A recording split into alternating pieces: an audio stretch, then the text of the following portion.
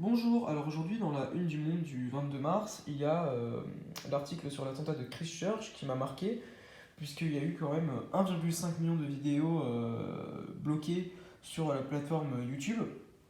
Ensuite, il y a eu quelques articles qui m'ont marqué, comme par exemple la réforme des programmes qui inquiète les lycées professionnels, mais encore l'amende de Bruxelles contre l'entreprise Google de 1,49 milliard, ce qui est quand même conséquent. En parcourant le monde, j'ai trouvé un article qui m'a particulièrement marqué. En effet, les maternités, la France a perdu 40% des maternités.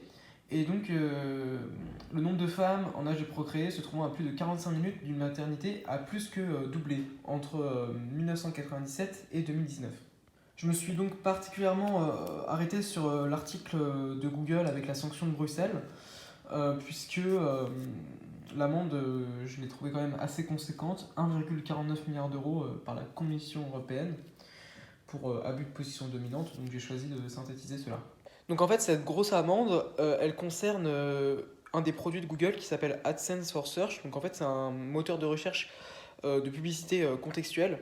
Donc par exemple, c'est-à-dire que lorsqu'une entreprise, donc c'est-à-dire qu'il y a des entreprises qui vont confier à Google des mots-clés, et lorsque un utilisateur va taper des mots-clés, Google va les mettre en avant par rapport à d'autres entreprises.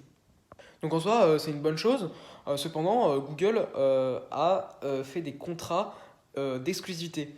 C'est-à-dire que lorsque les entreprises allaient signer avec Google, elles n'avaient pas le droit d'aller voir des concurrents. Ce qui fait qu'en Europe, ça a créé de fortes tensions.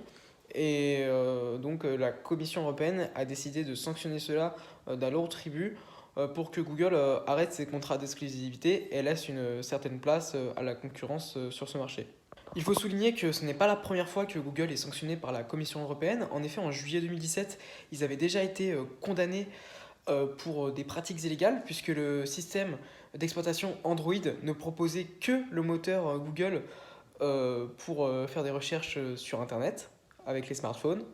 Et puis également, l'année précédente, en 2016, Google avait été condamné avec son comparateur de prix Google Shopping, puisqu'en fait, il ne proposait pas de lien vers des comparateurs de prix concurrents, ce qui fait qu'ils ont également été condamnés à 2,42 milliards d'euros d'amende en 2016 et 4,34 milliards d'euros pour Android en 2017, ce qui est quand même assez énorme.